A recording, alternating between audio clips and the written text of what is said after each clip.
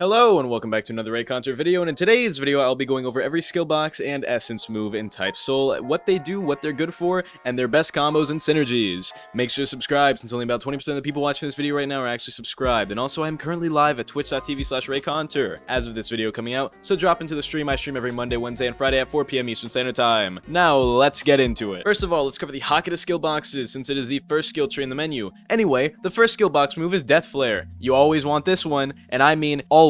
Like, if you don't get it, then blue pill immediately. It is the skill box move where you hit people with 3 kicks. This is a combo extender move that also guard breaks, and while it doesn't really have any specific synergies, it works on every Hakata build because it's just a combo extender. The next move is Shori, and this is usually the other one that you want. This move teleports to someone and punches them into the air for a combo starter. It can be easily blocked for no posture damage or easily parried. However, this move's general weakness is hyper armor, since they can usually easily counter it with like Waterfall Dance or Cero Corazon. However, Shori has confirms with basically any projectile such as Pulse, Negation, the Stark Buster Dog, and basically any other projectile that hits from the front and doesn't put you in like end lag, since Shori forces people to turn around if you're using it properly. The final Hakata skill box move is Gehenna. This move is generally harder to use than Shori, so most people don't run it, but it is, well, the aerial version is like an auto-tracking version of Grand Entrance with more range. The grounded variant is a quick punch that slows down your opponent and has quite a bit of range to it. Overall, Gehenna aerial is a good combo starter and pressure tool, but I wouldn't recommend it for most people since it's much harder to use than Shori.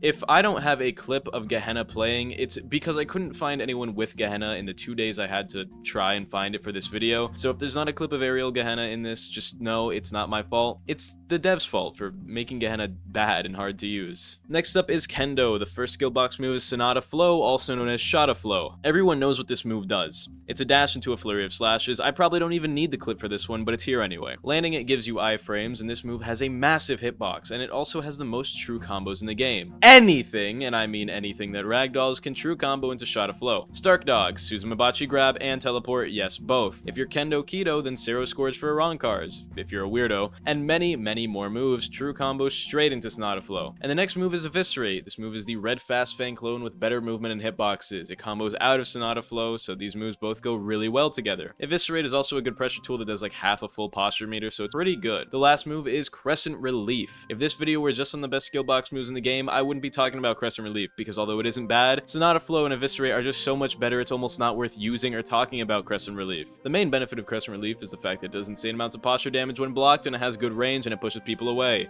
The main drawback is that it's easy to parry, and is overall just a bad, garbage, stupid, awful, terrible move that you should never use when you compare it to Sonata Flow and Eviscerate. Next up is Healing. The first skill box move, and the best one easily, is Overcharge, which boosts the HP regen of anyone who you put it on to speeds which are near the out-of-combat regeneration speeds.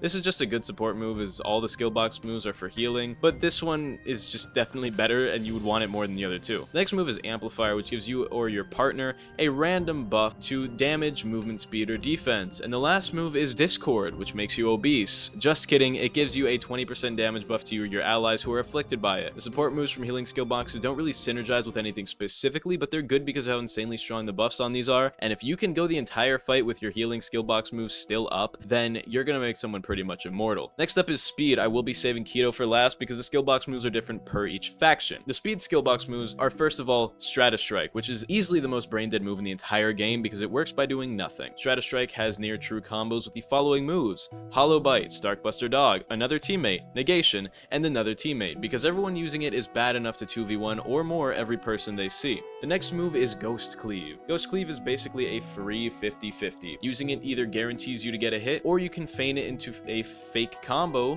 which gives you a free combo. Ghost Cleave is basically a free mix-up tool. The last move is just like, it's just really good. Anyway, the last move is Flash Fang, which is a flurry of slashes around you, and this move is weird because it is a speed move, but it actually combos better with Kendo's moveset, which is why the current Kendo meta is 40 speed, 25 Kendo, with most people comboing this with Sonata Flow or Eviscerate because they both work out of Flash Fang or into Flash Fang. Flash Fang also works with things like Rising Fang, which, you know, as well as Fast Fang, so any move with Fang in its name will combo into Flash Fang every time, except for dropping Fang, but even then it actually can combo into it if you land directly on top of someone. Finally, we are at Keto. There are different skill box moves for Keto for every faction, so let's go over Quincy first. Zorn Gots is a move that basically buffs your M1s. It basically quadruples the damage and stun of a single M1. It is the weakest move for Quincy's, but by pressing tab and using the arrow M1s, you can use it as a long-range combo opener. The next move is Light Ray Regen. This is the Arrow Flurry move, and it's both a combo escaper, high damage and high posture damage move, and it basically does 90% of a full posture meter. This move doesn't really have any combos, but it's good for pressuring people and just doing a lot of damage. And finally, there is Holy Thunder, which is literally like Regen, but a singular shot instead of being spread out. But for some reason, like Regen shots are still just as strong as a singular Holy Thunder shot, because that's fair. Next up is the Soul Reaper Skillbox Kiro moves. First is Shinten Raiho, which is a big blue beam that stuns for way too long. It goes well with anything because the stun time on it is just massive. Next up is Goryu Tenmetsu, which is the big purple three-headed dragon Kiro move. This is the best one. You always want this one. Landing the dragons will seal all Reiatsu abilities, which is basically everything except M1s and crits, making it so that way the people hit by this cannot use any of their skills whatsoever for a certain amount of time. I believe it's about 3 seconds. The last and the second best move is Kuyo Shibari. It's a black hole that stuns people for like 3 seconds, so it's just a free combo every time you land it, and you can throw it out for free because it auto-targets. You usually want this, and go to Tunmetsu. Finally, we're onto Arankar Kido Skillbox moves, and the first one is Hollow Bite. This stupid move guard break stuns if you don't block it, and it does about 15% posture if you do block it. This move has a ton of dumb combos. Sero Fireflies, which I'll talk about later, Crazed Blitz, Strata Strike, and basically any move that forces you to not block will either allow this to hit or allow the other move to hit, resulting in free damage regardless. This move is very problematic and needs to get reworked, but that's not what this video is about. Next up is Sero Fireflies, which only works with Hollow Bite, but it might have gotten nerfed, I think, with Hollow Bite. This move sucks. It's not even worth talking about, I'm not gonna lie. But next up is Bala Burner, which is stupid. It basically adds a ticking bomb onto people, and it combos well with Hollow Bite and Sonata Flow if you want to run Kido and Kendo for some reason. Now let's get into the essence moves. First of all, Black Flash, technically not an essence, it is an ultra skill. But when you have a Yuan Soul style, using it hits a Black Flash, because they can do that in Bleach now, and it applies an anti-regeneration effect on people hit by it. This move is just alright. It's honestly not that great, and since it's pretty much an M1 alternative, it can go on any build. Next up is Thousand Depths. This is the Hakata essence move. It has a super large windup of like a second and a half, and this move is kind of a combo ender, so it goes well with things like, you know, Crazed Blitz. Watch, all the people who just saw that and paused the video, they're going to leave a comment about how you can't use Crazed Blitz and Thousand Depths at the same time, and then they're gonna comment on how I'm wrong. The move itself is Raging Demon though, and it does massive damage, being like an entire bar for a hero variant for True Vastakar. By the way, for those of you that commented I was wrong about what I just said, you got fucking baited. Thanks for the free interaction. Anyway, this is an ultra skill instead of an essence, so you can actually use essences at the same time, but this is also just like 10 times better than Black Flash. The only hard part about it is that you need a Yuan Soul style. It's also good in ganks because it's generally hard to counter and it catches flash steps. Next up is Horizon Core, a move that everyone either loves or hates. The move is kind of a lot to talk about, but using it normally procs the normal variant with Hyper Armor. It is a good combo escaper, but it's not really an evasive. Landing vertical down and or split gate procs the True Pierce effect,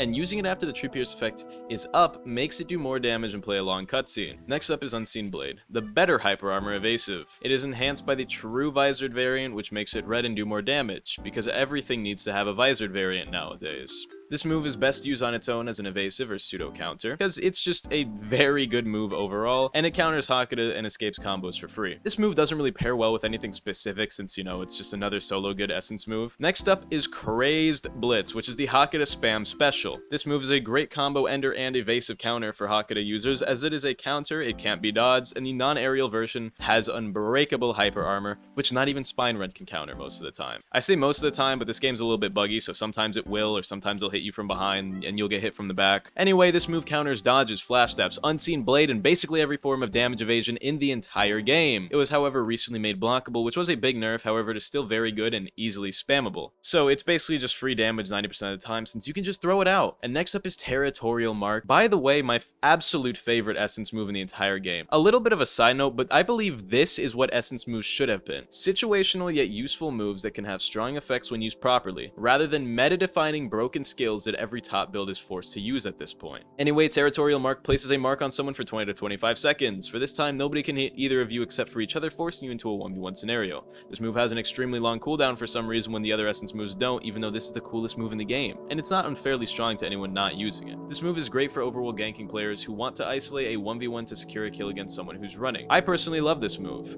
It's very good if you're just having to deal with 3v1s where people are trying to jump you and someone's running as soon as they get low on health. Next up is Ball of Fireworks. This move is very weird. It's not very good, but if you get stuck inside of it, it does massive damage since you get hit by all like 60 projectiles it fires out. Because of that, this move synergizes with a partner, because they can combo lock people and you can Ball of Fireworks to make them, you know, eat the entire blast. Next up is Partial Essence. It gives you a third partial move. Wow. Fusion Essence is next, which is the Reaconteur Medic exclusive, and it has a lot to go through as well. The M1 fuses you with the nearest Reaconteur, or player actually, but you get a little debuff because your bloods don't mix and you have like HIV or something. Anyway, fusing with another Reaconteur gives you all 3 true Vasto variants at once. Halfway through the fusion, the aura will disappear and the person you fuse with will gain control, and their moves are now usable along with yours. Fusion M2 sacrifices 30% of your health in exchange for a damage buff and a random true Vasto variant. Fusion Essence is fun, but honestly it's not that great, and I wouldn't really recommend using it unless you kind of just want to mess around, or if you think you're Goku, that's also possible, because they can do this in Bleach now. Shattered Comet is next, and this is the dumb blue move. It does a ton of damage, and it was only recently made able to hit party members, which means